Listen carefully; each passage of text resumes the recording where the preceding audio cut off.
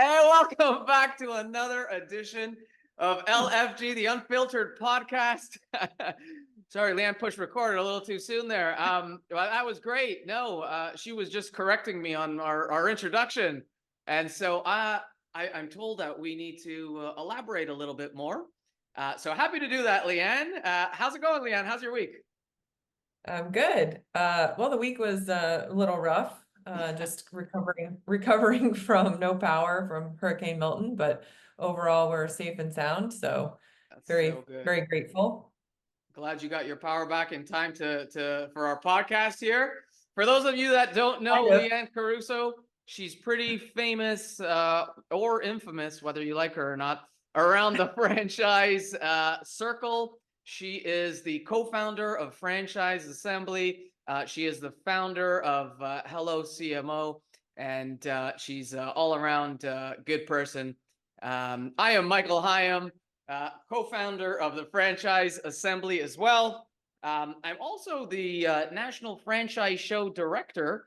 We produce 25 franchise trade shows across North America. Yeah, it's fun. It's a lot of fun. I'd love to say I'm the good guy around the circuit like Leanne, but you know, I am a good guy. Maybe not as good as her, but all good. Depends on who you talk to. Yeah. all fun and games. But thank you again for coming back to our Unfiltered Podcast. You know, for those of you that are listening on Spotify, excuse my ums, because I was listening to the last podcast and there's quite a few ums in there, and it's kind of annoying. It's agitating. But for those of you that are on YouTube, you're gonna watch me have a little drink here because we are unfiltered, and this is one of the very few times that we're actually recording in the afternoon because, you know, who drinks before 11, right? Not too many of us. And it's also Canadian Thanksgiving. And it is also Canadian Thanksgiving. Thankful for everything that the good Lord has provided to us. I'm happy that you're alive and Tampa is safe, and to all good things. All right, giving me a heads up so I can cheers with you. Yeah. Oh, can never win here. I can never win. Anyway. But yeah. So. Tell us a little bit more about you. You just got power back today. I know. Yes. So I'm in North Tampa, and we just went through Hurricane Helene, and then shortly thereafter, Hurricane Milton. It came pretty close to us. We had no damage though at my house. Neighbors not so lucky, and definitely people on the coast not so lucky. But so we're very grateful. We were out of power for 4-ish plus days. It came on at 4 o'clock this morning, so I'm very happy about that. And then the internet came on shortly thereafter, so now I can get back to work and record this podcast with you. There you go. It's about time and you're take back a to work. Shower. Yes, taking a shower after 3 days, that's very important. Yes. Well, I was able to take showers at friends' houses, so I wasn't too stinky. Thank you for sharing that. That's fantastic. Hey, so all jokes aside, though, what do you think makes you so lucky that your house is untouched, but your neighbors were not? Any thoughts there? I don't know. I don't know. That's great. No, glad that it's only a little bit of damage, and hopefully everyone's okay. That's yeah. It's crazy. I've been hearing some real horror stories, and only wish good things for everybody there in Florida. It's wild. Yeah, little apocalyptic here, but it's all good. We're all very grateful because it was supposed to be a direct hit on Tampa and it was not. So I think everybody's just not happy, but I think everybody's just feels very blessed with the damage levels that we all got. Yeah, as opposed to a category 4 or 5, it could have been a lot worse. Phenomenal. That's great. It sounds like a hell of a week. But yeah, so we're all super glad that you're safe. Me too. Thanks. Yeah, how was my week? My week was great. Yeah, thanks for asking. Yeah, no, so week was good, nothing too out of the ordinary. Super happy to be back at it and kicking this off. I got to run to Thanksgiving dinner, but I will not cut the podcast short. Don't worry, Leanne. Work comes first. Everything was great. As you know, there's lots of Jewish holidays going on, and we just had Yom Kippur, which is like our height of the year, and I had like a 25-hour fast. For anyone who hasn't done that, you really should. It's really good. You know, it helps with the mind and body and everything. But enough of that nonsense. Let's jump on to who is on today's podcast. This guy is a great guy, so well informed and educated, and he's been around franchising for a long time. James Butler is the CEO of Franchise Sales Association. I say this a few times about what he's done when I talk to him. I know, Leanne, you're not there, and I mentioned that as well because you couldn't make it because the power was out. So, guys, for some of you that don't know, once in a while we will cut out a session and record before and after if time isn't right. And unfortunately, when I interviewed James, Leanne was underwater, and so we interviewed without her. But I'll regurgitate this one more time. James is the host of Franchise Sales Secrets podcast. He's also the host of Best of the Best in Franchising podcast, which thankfully he just had us on, Leanne and I, on his podcast too. I mean, I don't know if that makes us the best of the best, but it was nice of you to have us on your podcast too, James. He also is the host of the Best Franchise Brands podcast. And we'll get to James in a little bit. What else we got? Two best-selling books, and he's written 19 books. That is right. He's written 17 or 19, something like that. Yeah, we'll get to that. Two best-selling books. He is an absolute wealth of franchise knowledge. And as I said, we recorded his session a little bit earlier. And he was a wealth of information, and it was really good, as someone who is in the field of sales. It was a breath of fresh air to see that I'm not the only crazy one when it comes to sales and behaviors and understanding. I don't mean crazy as in he's crazy. I mean that really has taken to the passion of sales. All right, so he's not Michael crazy. He's passionate about sales crazy. Yes. Clarifying. I mean, I don't know him that well. He might be crazy. I don't know. And that's not even the alcohol talking. I only had one shot. No, I kid. He does not seem like he's crazy at all. And I'm not crazy either, ish. But yeah, let's get to it.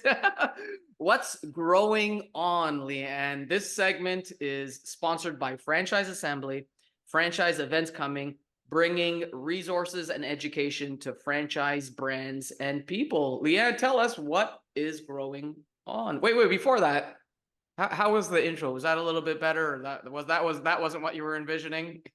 I mean, it's fine. I don't know.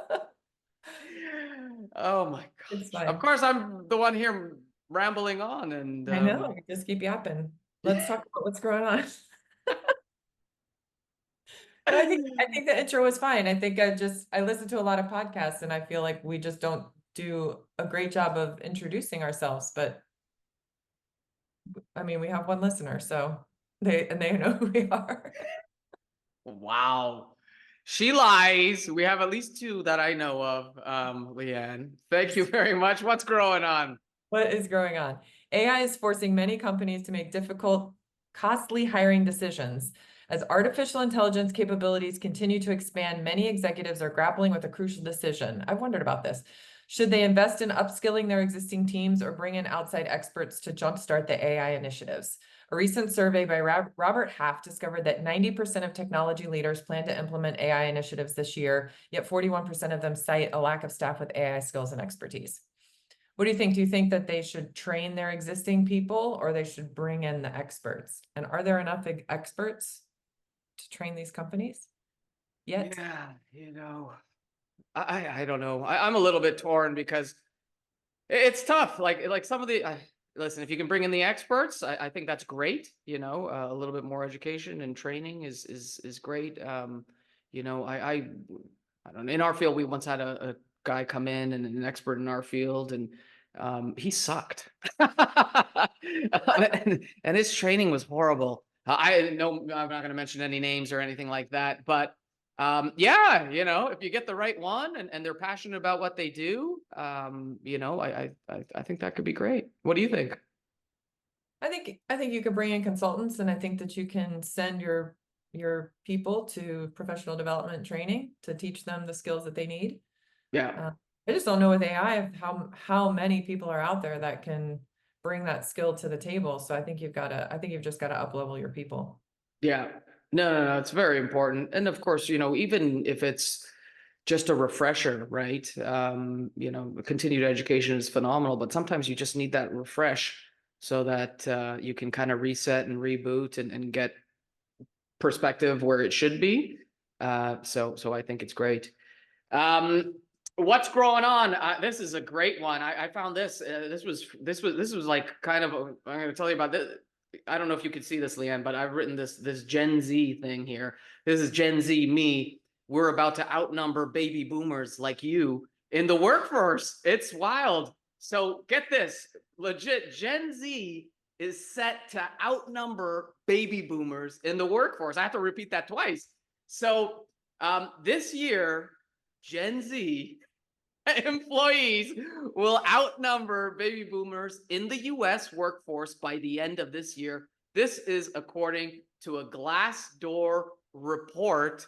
And no hate or no nothing, but it's kind of wild because here you have people like Leanne who are so set and hard and work, Wow. and then you have people like me who, how we are, Gen Z. We don't work as much. We value, other things. And I'm not going to be there all the time on time. Like if you get me on time 3 out of 5 times, you should count your blessings because, because sometimes Gen Z, I kid. I just thought that was an interesting stat. No hate for anyone in Gen Z, and definitely no hate to baby boomers who have a great work ethic. I speak of that firsthand because I work with Leanne. And I just thought that was an interesting stat. What do you think, Leanne? Okay. I just want to clarify that I am not a baby boomer and you are not Gen Z. Whatever, Leanne. We both fall right in the middle there at Gen X. All right. No, actually, no, no, I'm a Zennial. I'm going to leave that to you to look that up. Xenial. I'll let after the podcast. You're an elder millennial. A Zennial. It's actually a micro generation between the Gen X and millennials. But yeah, you can look it up after. Anyways, what else you got growing on, Leanne? You're not Gen Z. We know that. And I'm not you fall anywhere else. All right, let's talk about franchising. 10,000 more Subway restaurants are to open. Global expansion continues in the past 3 years. That's crazy. Subway has signed over 20 master franchise agreements, which include commitments to open 10,000 new Subway restaurants. These agreements have contributed to over 40% of the brand's new restaurant openings in 2024 alone. Notably, 7 of these agreements were signed this year, marking Subway's entry into new markets such as Paraguay and Mongolia. The brand is also significantly expanding its presence in France, the Czech Republic, Luxembourg, Belgium, Switzerland, Brazil, El Salvador, and Guatemala. Collectively, these agreements promise 2,000 new restaurants with additional agreements anticipated before the year concludes. Is it weird that I'm surprised by that? No, well, maybe. I could take that either way. Surprised by the fact that they're going into those markets, or surprised because Subway's been around for so long and it's outplayed a little bit, or maybe it's great, or which way were you going? maybe more this, they've been around so long and I feel like they were on a downward turn. They might have been. I mean, I think they still are, and I'll have to double check this. They are the franchise with the most locations in the world. I believe they still are. I will have to So how are check. they Yeah. doing in the US? What? I want to know how they're doing in the US. There's so much competition and I feel like they took a turn, but Interesting. No, but maybe that's why they're going to other markets. Who knows? I mean, yeah. I don't profess to be an expert in the field at all, but perhaps a lot of those markets more are like mom and pop style shops, or, maybe they don't have a lot of franchising. Someone like Subway, who's a leader in the field, can surely come in and make a conquest. Yeah. I mean, no disrespect to Subway, but just news kind of surprised me a little bit. Yeah, no, it's all good. You can disrespect them. Just kidding. What else is going on? I will tell you, and this is one of our favorite topics we have. We bring it back to LinkedIn. How to optimize your LinkedIn profile in 6 easy steps, everyone. Your profile image, okay? You got to keep your profile image current. Make sure it's visible. Make sure it's a good shot, and then you will, as people see you in different places, you'll become more recognizable. You know how it is in franchising. We're a tight niche family, and when we start recognizing each other, we bring you into the family, into the fold, and it's great. Number 2, get a verified check mark. And yes, I say this without having a verified check mark, and it's not my fault. It's because I'm Canadian, and I have not gone in and tried recently, but I know, and I can't even remember the program that they do it through. It's the same Clear, and I could not get through the red tape. Perhaps Canadians can now, but who knows? Number 3, craft your headline, and I think that's important to do as well. And keep it updated a little bit. What your headline says, it's what everyone sees, right? Not everyone is going to click on your profile. And so it's immediately what they see. They see your name, your title, and that first, sentence and a half of who you are and what you do. So keep it updated. I could tell you mine has been copied a couple of times. That sounds ridiculous, It right? has, like actual copied. Like It's crazy. word for word, it was copied. And Which is yours is great. unique. Plagiarism is the best form of flattery, right? Right. Number 4 is showcase your work on your personal billboard, right? Why not? If someone is actually going through and clicking on your profile and, they want to get a little bit more, because after all, sure, we use LinkedIn. It is social media, and we use it as a form of sharing news within our industry, but it is also a huge component of job seeking, and job seekers and headhunters find you, right? So if you're in the world of searching for a new opportunity, you definitely want to have all of your expertise displayed on your billboard, because what better way, when someone clicks on you, they can get all your information firsthand.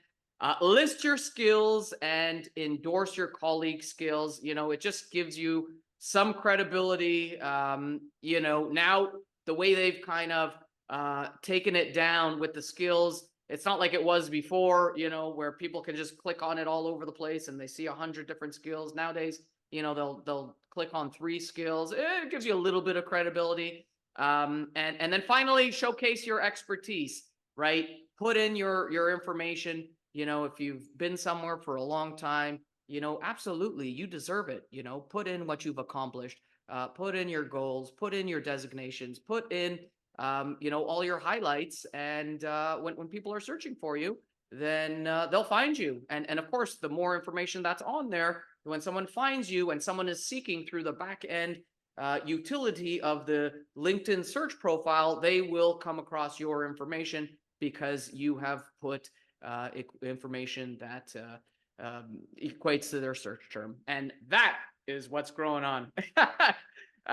If you want to share what's going on in your world, please send us more information. You can email us podcast@franchiseassembly.com. We will gladly share interesting news on the podcast.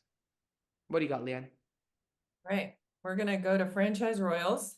This segment is sponsored by Hello Mastermind, professional development peer advisory groups for franchise professionals and executives. We currently have executive franchise marketers and franchise development execs with just a few spots left. Visit hello-mastermind.com for more info. So today we're doing something a little bit different for Franchise Royals. It's a little sombering one, and we're only picking one. Today we all just found out in the franchise industry, and granted that this will be aired next week from where we are today, but we all did just find out that Ron Binder has passed away from a massive heart attack this weekend. I know many people were following his journey with Hurricane Milton this week and all of the things that he was helping out and then in his neighborhoods and all of that stuff. And so we're giving the ultimate Franchise Royal crown to Mr. Ron Binder, who will be sadly missed in franchising, and our hearts and love go out to his family. Yes. Yeah, I'm honestly, I'm still in shock. All the years, well over a decade with Ron.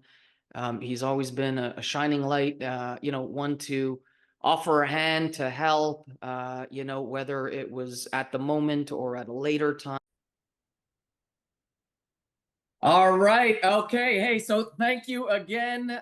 This segment is our show and tell. The segment, of course, for show and tell, our guests drop some of their franchise knowledge around the industry.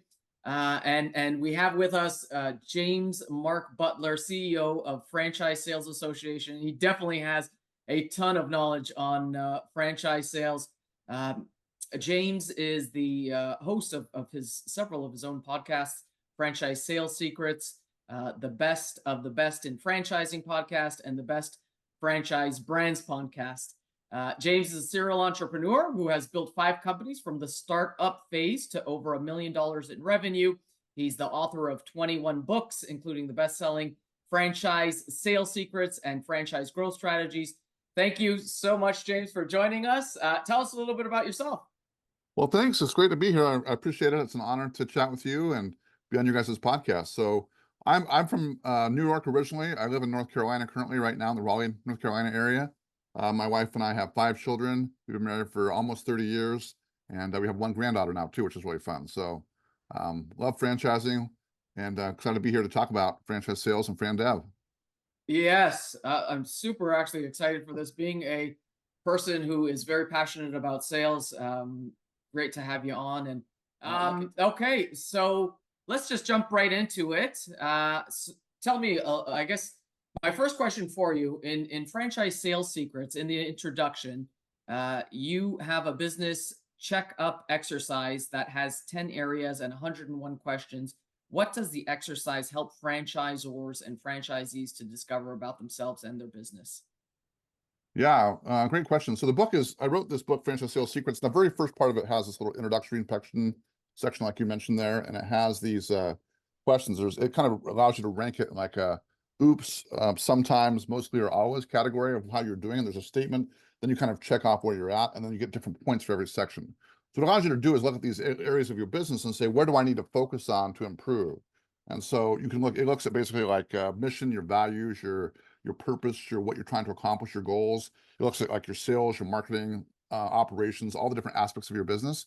So you can kind of score yourself in different areas. And so what I recommend to people to do is to take that assessment and then work on one area that every month in your business. So you're improving something. And so you can retake that test as much as you need to, but it helps you have a better picture of where you're actually at, what you're doing, and how to grow your business and stuff like that.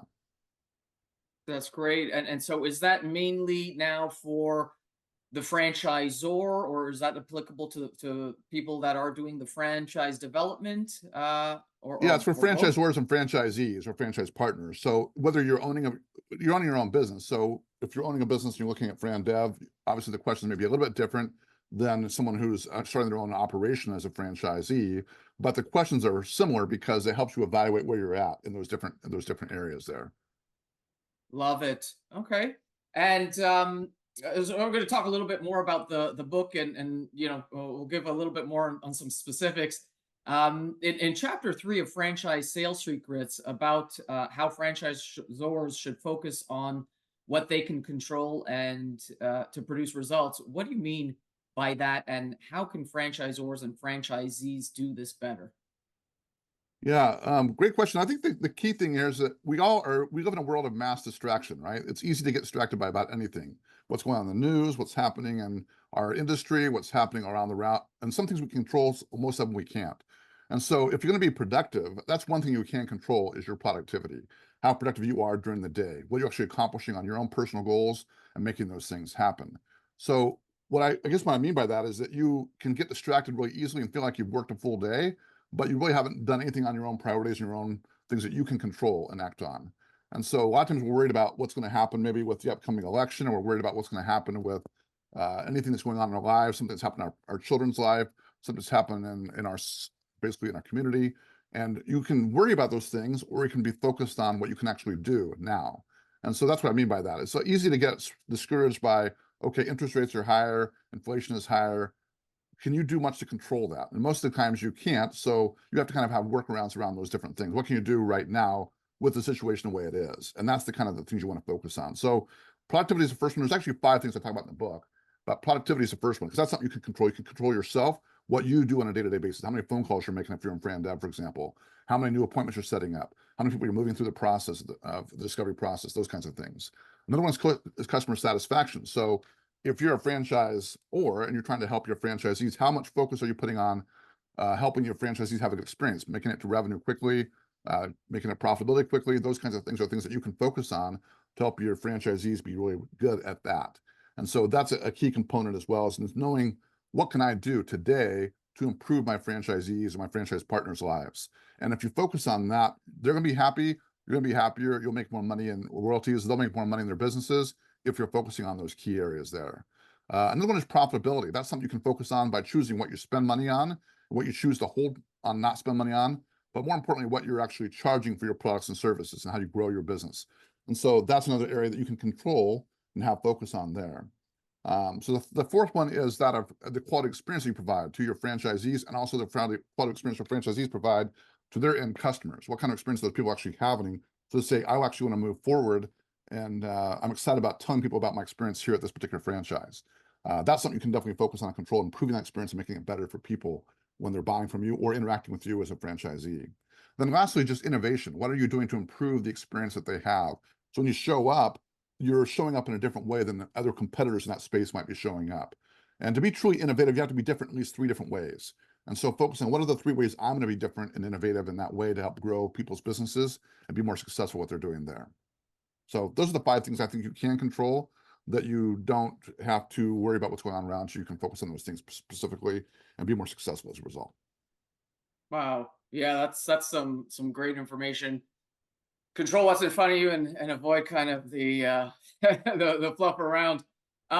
Yeah. So actually, going back to what we were saying a little bit or about the process, you have a chart in the book that illustrates the difference between what a franchise developer and a franchise candidate experience right in the process and the sequence of selling a franchise. Talk a little bit about the chart and what that illustrates for franchise developers that they need to be paying attention to in that franchise sales process. Yeah, so it's on page 116 of my book. I'm not sure if this is an audio-only interview, if you can see it video-wise, but if you look at it, there's a perspective on the left side is of the franchise what they're thinking about. And there's 7 steps to that process that they're thinking of. The first one they're thinking of is, okay, I'm going to look at something else. I'm tired of my job. I'm looking for a different business. Maybe I can start. And so that's the first thing. Is they're searching, why do I even want to be a business owner in the first place? The second one is being educated, of learning about what kind of franchises are out there, which one should I focus on, which one should I do? And the third category is assessing budget versus value. They look at a franchise and say, okay, I want to start my own business, but a franchise costs how much? And what do I have to have set aside to be able to do this business? And then the other part is that they may say, well, I don't have enough money to be able to set aside to do that. I'm not going to get a loan to do this. And do I want to get a loan right now in this economy? Those kinds of things. So those are what's interesting though, is the franchise developer actually doesn't come in till usually they're validating their decision, or they're deciding, do I really want to do this particular franchise? So one of the things I talk about in the book is that you have to be much more aware of how you're going to help franchise candidates overcome their fears, overcome their worries, and see why your franchise concept is the best one. Because most people, again, they're not focusing on the right areas of what they're doing. They come into the process later the franchise dev team does, and the franchisee's already made their mind up of what franchise they want to do, or because they're working with a broker or someone else, they recommend your brand and they had never considered that brand before. And so the fourth step is the validating the decision. Which brand is going to make the most sense for me? That's kind of what they're going through the discovery process. That might be coming out to the meet the team day or the discovery day, learning about that. And then in their mind, they're kind of going through the fifth step, which is justification. Does it make sense for me to actually start this franchise?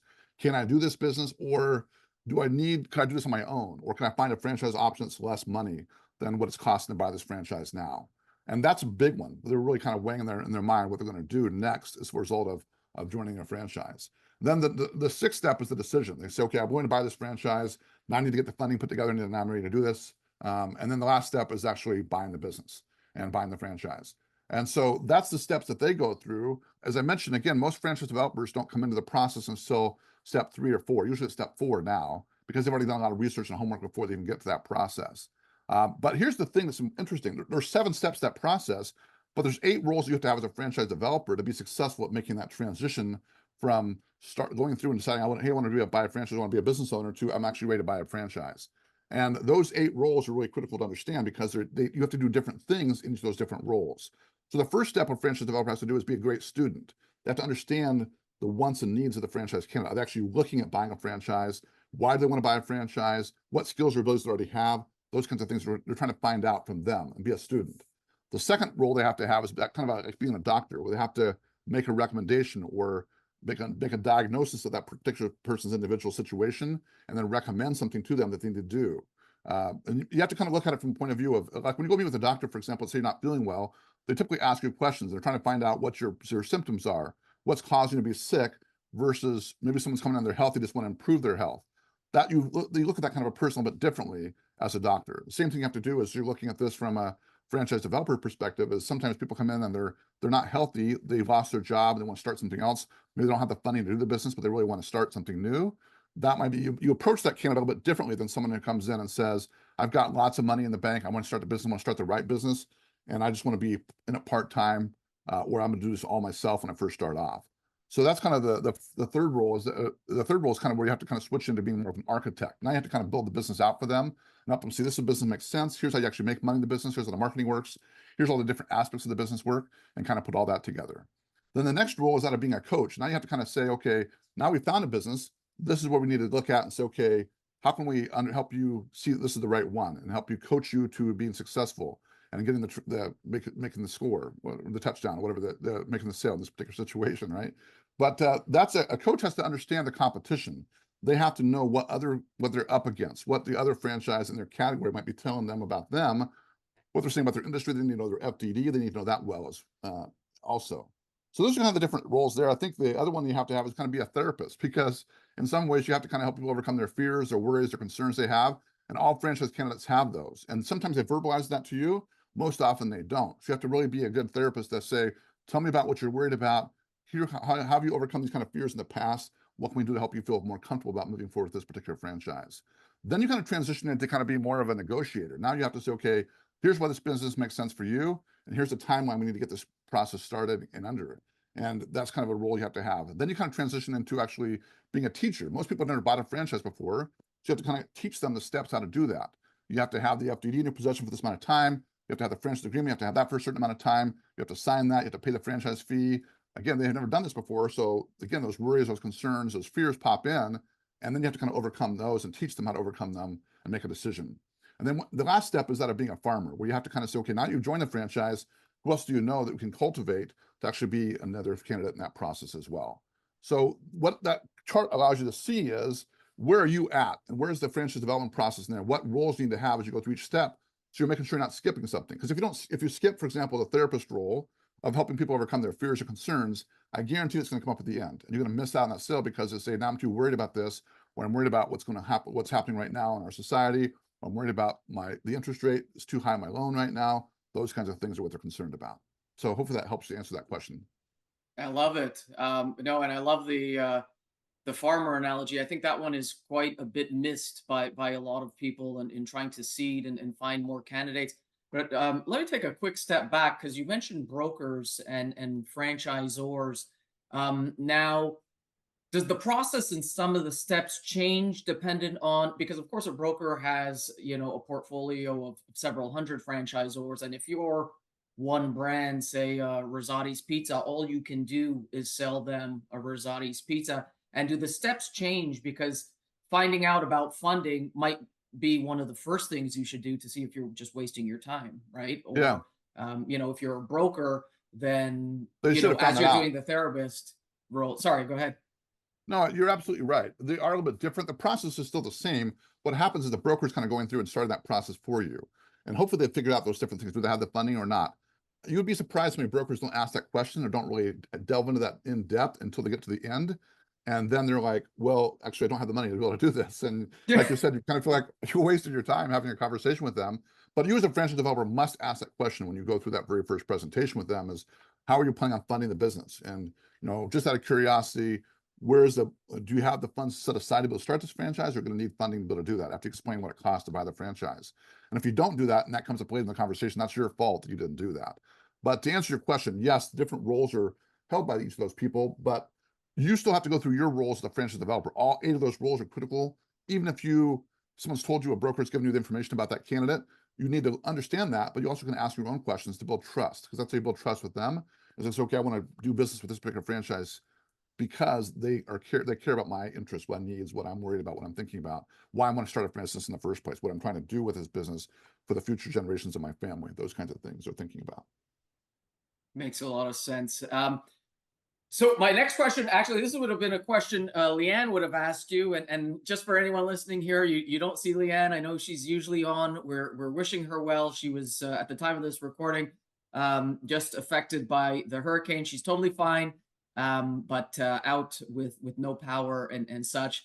And so shout out to Leanne, wishing you very well, of course. This is Leanne's question. On page 186 of your book, you make a statement: if you do not have a system for selling, you are at the mercy of the franchise candidate system for not buying.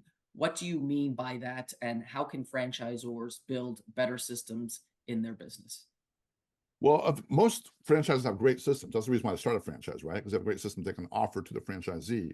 Unfortunately, they don't have the same systems set up for the internal operation of their own business, like how to grow, how to scale, how to sell franchises, those kinds of things. So those are skills I have to learn and systems need to put together. What I mean by that statement that you just shared is that if you don't have a system for selling, you're at the mercy of the person's system for not buying. So if you've ever gone out and bought a car before, when you drive up to the car lot, you can see or feel the eyes of the people on you waiting for you to jump out of your car so they can come sell you something, right?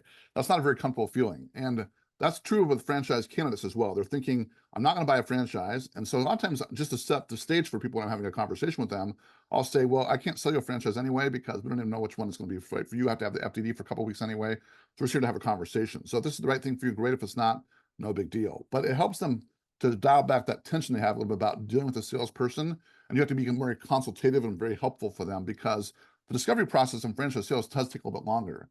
But you have to have a system for selling. In other words, you have to lead people through a process of what they're going to do next to be able to actually buy your franchise. And if you don't have a great system for that, you're at the person's system. You have to basically at the mercy of the person's system for not buying, which they do have one. They're thinking, I'm not going to buy a franchise from this person. I don't know if I want to buy a franchise yet.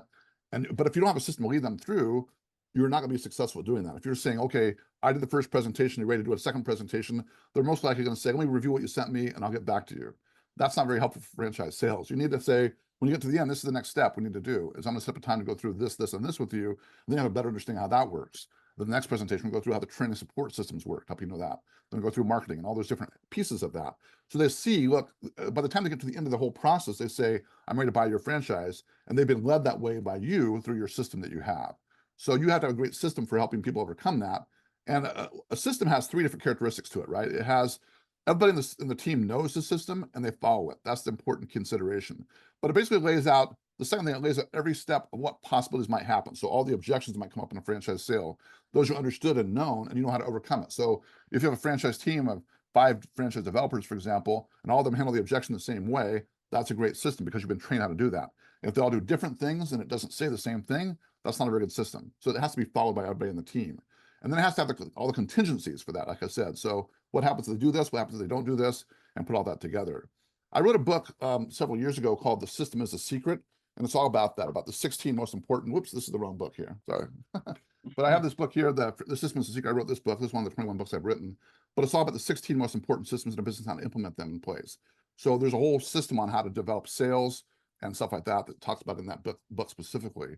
But I think that's an important idea, that you have to have a great system for selling, and don't just wing it. There needs to be a process in place that you kind of walk people through the process, so they're excited about what they're going to be doing next as they go through that. So, but going back to what I was saying, that there's three parts of the system. First one is that leverages and magnifies people so they can do things that they wouldn't normally do because they're following a process. The second one is that every possible problem or scenario has been thought about, and they know what to do, what not to do in different situations.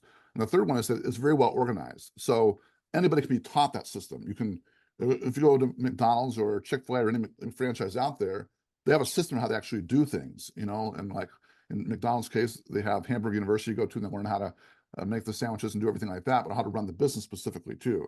And all franchisors, all good franchisors have a great system for leading people how to be successful in the business and doing that. And the same thing is true for you as a franchisor or a franchise developer, is you must have a great system for how you sell, how you lead people through the process. So at the end, they say, what I want to do next is buy your franchise because you've led me through everything so well. And they feel like they're in control, but the reality is that they're being led through that process by you to be successful doing that, if that makes sense. Totally, totally. And actually that's a great lead in to our next question. And I'll reference the chapter 11 of your book. You talk about building and surrounding yourself with an excellent team. The scorecard. You have a scorecard to evaluate the members of the team, right? So how can this help a franchisor better evaluate their team and train or hire for improvement? Because we know when you hire someone and it doesn't work out, you're really costing yourself a lot of money. Tell us a little bit about the scorecard. Yeah, so this is what the scorecard looks like in the book here. You can see it basically just has different categories of people, and then you kind of score them on a scale A through F, obviously, what changes need to be done there, and then what action steps to be done. So if you're scoring your team, that's a good sense. If you're putting a destination where you're going to, you need to have a good map of how to get there. And most people don't pay much attention to the team, the support team, and how to build that successfully. So what that allows you to do is to say, okay, I'm doing really well at this area, but I need to fix this, this, and this in my business, and I can work on that. One of the interesting things I talk about in the book is there's a guy who wrote a book called Top Grading. And in that book, he talks about how a mishire costs 23 times what that person's salary would be for the year because of lost opportunities, but more often than not, what they do that causes you to lose business and opportunities. So that's a pretty high number, 23 times what it actually is. So in other words, if you hire a person for $40,000 a year and you make a mishire, that's like costing you $920,000 in your business. So that's why that's so important to understand what that is. And if you don't know how to score your and do like an assessment, review what people are doing in their businesses, you're probably going to make mistakes. We're not going to be paying enough attention to it. We're going to assume it's being done and it's not being done. And so it's a good idea often to go through that a couple times a year, at least once a year, but 2 or 3 times a year is a good idea to go through and score your team and say, how are we doing at this, this, and this? And that helps you improve what you need to be working on to be better at your overall operations and your business and stuff like that. That's great. And of course, it's a franchisor podcast, but that can be applicable, I guess, to really to any kind of business. Yeah, franchisees too, they can do the same thing for their team, and the scorecard works the same. There's the same basic categories of skill sets you're going to have in each of those different ones as well. I love it. One of the other things you talk about is the, I guess a huge topic that's coming around right now and about a month from now, the elections, but you talk a bit about the economy. Different sections of franchising are affected in different ways by shifts, so to speak. What recommendations do you have to help franchisors make shifts or to respond in the changes of the economy, higher interest rates, higher inflation, all that kind of stuff? Well, obviously it depends on what's going on in your sector, your area of the economy, but some industries are more affected than others industries and different things. Like when you talk about the pandemic, some industries like gyms and restaurants were much more affected than maybe a franchise that didn't have as much personal interaction with like a client or things like that. But the key thing is you have to look at a couple of different shifts that are important to understand where you're at. The big one is demographics. When you're selling something to somebody, there are people who have either the willingness to buy or the ability to buy. So you might have somebody who wants to buy your franchise, but they have no money. That's not a good candidate. And the same thing with your clients. If things change, they don't have much discretionary income anymore, they can't buy your product or service because it's not a need, it's more of a want that they have. Then you have to think about how do I adapt my business to be able to sell better to people in different demographics so that more have the ability to buy, maybe they don't know they need to buy yet, but you can sell to them because they actually have the money to be able to buy the franchise or buy whatever it is. This is something you're seeing more of, I think, because of the higher interest rates. A lot of people are waiting to buy the franchise until longer. They're waiting to see what's going to happen with interest rates. They're going to come down. They're already starting to come down a little bit, but that's kind of affecting the decision. But I want to buy the franchise now. I had a conversation recently with someone who bought a franchise several months ago, or a little over a year ago, and they're really being affected by the interest rates on that loan that they got the franchise for, and so it's costing them more money to actually make the business work. And that person's not going to validate very well for someone who's actually looking at buying the franchise to say, well, if you buy a franchise, don't do a loan like this because of this, this, and this, and it's costing me more money than I thought it would. Just as an example. So that's something you have to kind of consider there if you're selling franchises. But what you look at in particular in demographics, you're looking at up, you're looking down, and you're looking sideways. So what I mean by that, we're different markets altogether. So if you look at like in the last recession we had, and some people say we're in recession, other people say we're headed towards one. It kind of depends on who you talk to about economic data. But the point I would just say here is if you look at what Walmart and Costco did in the last recession, they were focusing more on selling to a higher group of, or higher, more affluent person, a person that has more in different categories. So like, for example, Costco sold a lot of gold bars. They're still selling a lot of gold bars. That's more affluent customers buying that. They're thinking about things in a different way, but they're changing what they're bringing into their store to sell so they can have more affluent people there buying those kinds of things that have the money to be able to do that. And every time they bring in those gold bars, they're sold out just like that. And that's not a cheap purchase that you're buying there. You're spending thousands of dollars on that purchase, but it's a different kind of a customer. So you're attracting people there. While they're buying the gold bars, they might also pick up some food and some other things that you have there too at Costco. So think about how can you market up to people that may not have been in your demographic before. Another one is marketing down. If you look at Walmart in particular, they have done things to market down. So the people that maybe come in that don't have as much money or discretionary income, they're just trying to buy groceries or whatever they need to buy. They don't have as much money because of the higher interest rates or higher inflation. How they're marketing and how they're showcasing their business is a little bit different there too. Another thing to think about is what you can do differently. If you think about the last recession in 2008, 2009 that happened, one thing that was really interesting to watch was Harley Davidson, what they did. Harley Davidson is probably more known for guys buying their motorcycles, but they actually changed their segment. So they started selling more to women motorcycle enthusiasts. So they have these garage parties at their locations. They invite groups of women to come in, and they would teach them about motorcycles and have a fun experience and create these little opportunities for people to learn that. And so they've had a very thriving, successful business selling to something they might not think about before what they're actually selling to. So that's an important consideration when you're selling a franchise to, or whoever you're selling to, is how can I attract people that have the ability to buy and the desire to buy, and not just they have the desire to buy, but they don't have the money to be able to do that.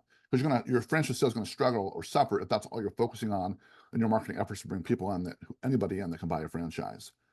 So another thing to think about is, like I mentioned, thinking sideways, like what Harley Davidson did. What could you do specifically to be able to do that differently? Is that maybe if restaurants in particular, they would do different things, and we can dine with your favorite princess. Or for example, one thing that I've seen here, like now when we're recording this, it's Halloween season. So for example, this last weekend we took our granddaughter to a like a pumpkin patch, kind of a corn maze kind of a thing, and they had characters there that she wanted to meet. And so like you have princesses there, you could have like Bluey and Bingo over there. You could meet she's 3 years old, so she loves that kind of stuff. But you can think about what you're bringing in. She loves the Paw Patrol, so having those kinds of things there. So they have their core business, which is selling the corn maze and selling food there, but they're bringing people to it by having an additional element to it that makes people want to be there, and they can meet different guests or stuff like that. Restaurants have done that very well too. You can dine with a princess, and they'd buy Christmas or princess costumes from Disney, and then they could come there and have a chance to sit down and have meals with them. That's just one example of something you can do a little bit differently to build a track. So think about what your core business is and what you do to bring people in to experience something. That's a really key component too. In an economy where you have ups and downs, it's very important to focus on experiences you're providing to people. Provide better experiences. They actually want to do business with you because of the great experience they have. You're selling them memories, and the excitement of them coming to your business and having a memory created is much more powerful than what you're actually doing there, just overall the business itself. The other thing I would recommend you do too is identify your top customers. Who are your top franchisees, and also who are your top customers. So you can look at your top 20%, your top 10%, or your top 5%, your top 20%. So when you look at the top 20%, for example, of all your customer base, who are those people? Is there something you could offer to them? Could they buy a second location? Could you actually offer them things that actually, if they buy additional inventory, if you're an inventory-based business, if they get it, they would get a discount on that to help you move out some of the stuff in your warehouses so you can prepare for what's happening with having cash in your business that way.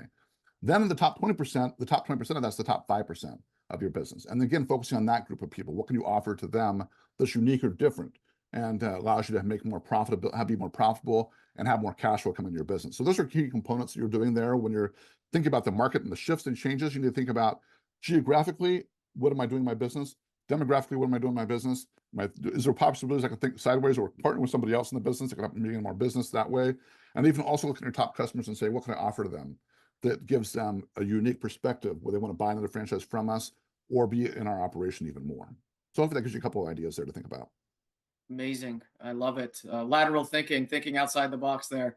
Yeah, and of course it'll help if, you know, the franchisor is, you know, a little bit forward thinking, because some of those franchisees, they can't make those decisions on themselves, right? They have to follow the head office's lead. And so hopefully some of those franchisors are listening to make those kind of decisions. Because I know a few things that I've kind of encountered in my past through some franchisees. I know, I won't mention any names, but at one point someone tried to bring in a band. They had, you know, one of those larger 250 seat style restaurants, and they were shut right down to say, no, you can't do that. You know, even though it was great, you know, it was a Tuesday night and, you know, some live. But anyways, I mean, obviously every franchisor has their own structure. And so, yeah, those are some real great ideas. I want to go back for a second, because you talked a little bit about productivity a little bit earlier. In chapter 8 of your book, Franchise Growth Strategies, you talk about focus and productivity. It's such an important topic, of course, in an age of massive distraction, you know, with all the things going on, and, you know, for ourselves and a business owner and even your employees and TikTok and everything else. What suggestions do you have to help franchisors and franchisees stay focused on the task at hand? Yeah, great question. Well, it's easy to get distracted. You know, there's a lot of people out there trying to grab your attention. And so you can find yourself scrolling on Instagram or on social media and think you're doing something, but you're not doing anything really productive for your business to help you grow and move the needle. And that's an important thing. So the biggest thing I think you have to do to be successful at having be more productive is to control yourself. To say, okay, I'm not going to look at my social media. I'm not going to get on my email right away. I'm going to get on there and work my most important priority, which means you have to identify what those priorities are and say, okay, I'm going to focus on this. These are the 3 most important priorities I'm going to get done today. And I'm not going to get up from what I'm doing here until I've gotten that completed. So, and also I would recommend you work in blocks of time. The way the human body works, it works in 90-minute blocks of time, has ups and downs. So you work really hard on something for 90 minutes and you can take a break and you can kind of reset your rhythms in your body, and you can come back to something and be really focused on that. If you try to push through it too long, you get even more exhausted and you can't get as much done. So if you just work in 90-minute blocks, it's okay, during this 90-minute block, all I'm going to do is this activity, then you'll be much more successful than, like, for example, if you're working on prospecting or you're working on developing a new product or service you'll be offering to your franchisees for them to sell to their clients, those kinds of things. Work on those tasks in 90-minute blocks. I think that's an important consideration, an important skill there specifically. The other thing I would just say is you need to think about how other people interact with you. You know, your employees, your team members, they might come in and interrupt you while you're in that 90-minute block of time, and you're not going to be as successful as you could be. So I had a client one time who said, I get interrupted all the time. And how do I stop that? So I said, well, just put a sign on your door that says, if you open this door and interrupt me, you have to buy me lunch today. And so guess what happened to that person's interruptions? They went way down. So it's just a matter of choosing how you're going to interact with people and say, I'm happy to chat with you at this time, but for the next 90 minutes, I'm working on this particular task and I can't be interrupted. And most things can wait 90 minutes. And so then they'll come in and talk to you then. And you're okay to do that then, but you're not being interrupted by what it is you choose that you have to get done in that particular moment. And then, so what are your priorities? What are you going to focus on? What you're going to do? That's the key thing. It's if you have a 90-minute block set aside and you're not being interrupted at all, but you choose to do something that doesn't productively help you get to your goal, that's on you. That's, again, going back to what I said earlier, you got to control yourself and focus on what you're going to do to overcome those kinds of distractions and whatever you're doing. So be really clear about what it is you're going to focus on and then do that specifically. Also, it's a good idea to recognize when your peak moments are. Some people have, there's a great book I read several years ago called Super Self. And in that book, he talked about the 4 different kind of energy levels you have throughout the day. There's 3 or 4 hours you have that are highly productive. You're very focused. Then you have the next one is a little bit distracted. Maybe you're coming after lunch, for example, you get distracted. You're all the blood's going down to your stomach to help you digest the food, and so you're not as productive as you could be during that time. And then at the end of the day, typically you're exhausted. So as you go through those different times and say, when do I need to be doing things that can kind of work around my schedule when my peak performance periods are, and I focus on that too. One thing I typically tell my clients a lot is, what is your productivity kryptonite? What's like Superman had kryptonite, that was the thing that would prevent him from getting something done. What is your productivity kryptonite? If it's your phone, because you get distracted by something on your phone, an app or whatever it is, then put your phone across the room and you can't get to it while you're in your productive time, or turn the phone off is even better. But just things like that to understand what's your productivity kryptonite, what can you do to be more successful overcoming some of those objections or obstacles you have as you're growing your business doing that too. So that hopefully gives you a few ideas of, but again, you have to be clear about what you want. If you don't know what your priorities are, you don't know what your focus is supposed to be on, you'll get distracted by pretty much anything. But people are very focused and get a lot of things done. They know what they want and they know how they're going to get it done. They have it mapped out and they work on those things in a consistent manner day after day to get those accomplishments done and figured out. I love it. I wish everyone was listening to this right now.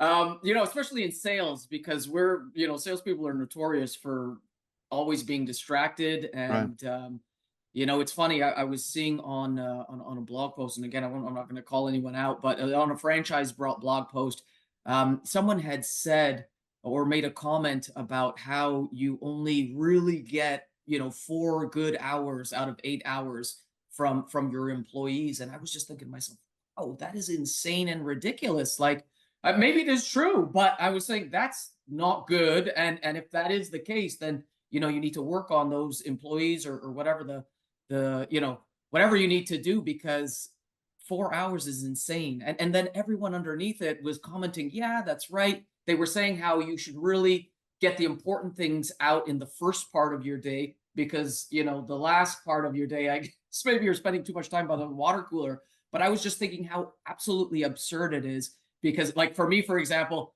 I'll tell you, I don't leave my office very rarely. People come and knock on my door all the time, but they know not to, because I rarely leave my office and I'm just focused. And I got to say, like, when you actually do, some of your suggestions with the block of time, I do that myself.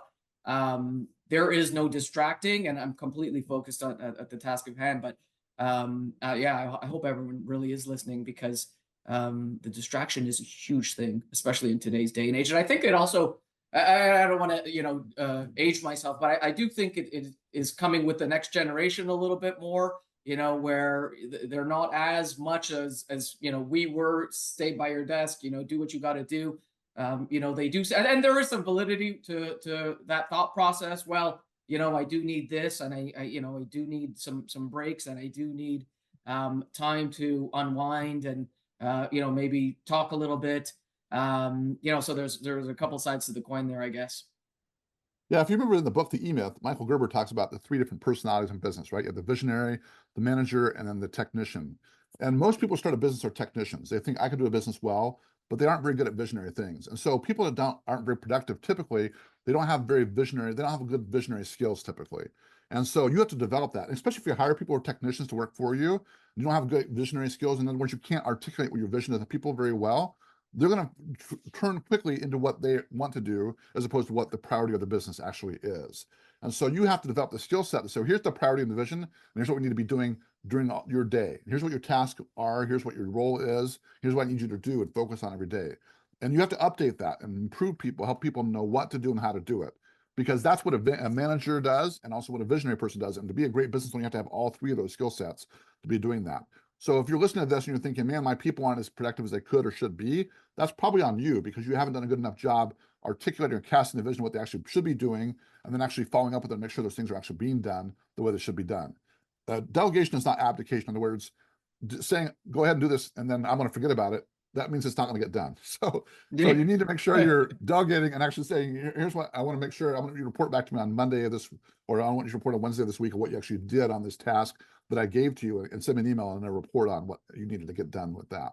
And those kinds of things are important to be able to help them articulate, here's the vision, here's what we're going for, here's what we're trying to do, and here's where we're at, and here's where we're going.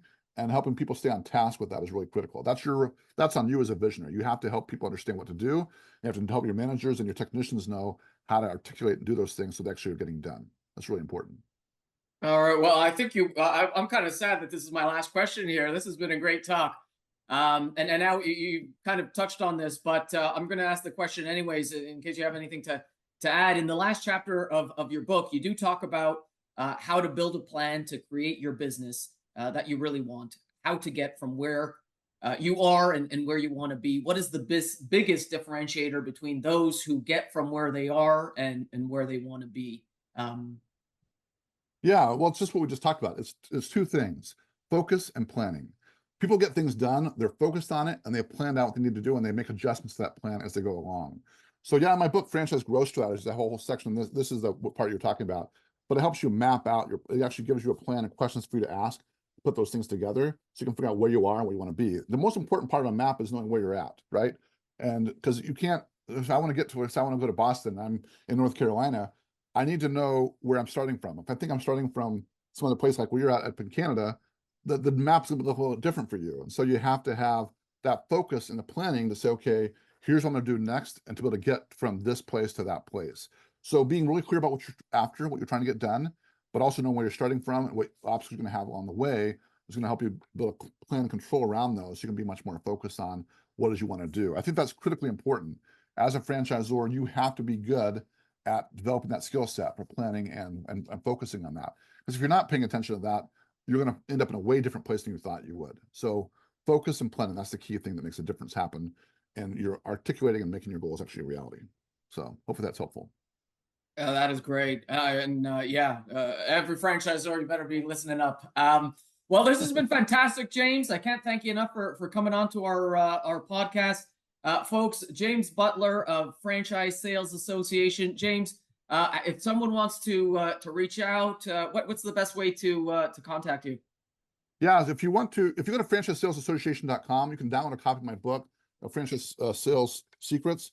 If you just go on and click on the book and just put your email address in there, I'll just email you a copy of the book. So you have a whole copy of the book. I've also gone through an audio. If you like listening to books better, I've recorded the entire book on my Franchise Sales Secrets podcast. You can hear all the chapters and go through, and there's little tasks and assignments you can work on there too.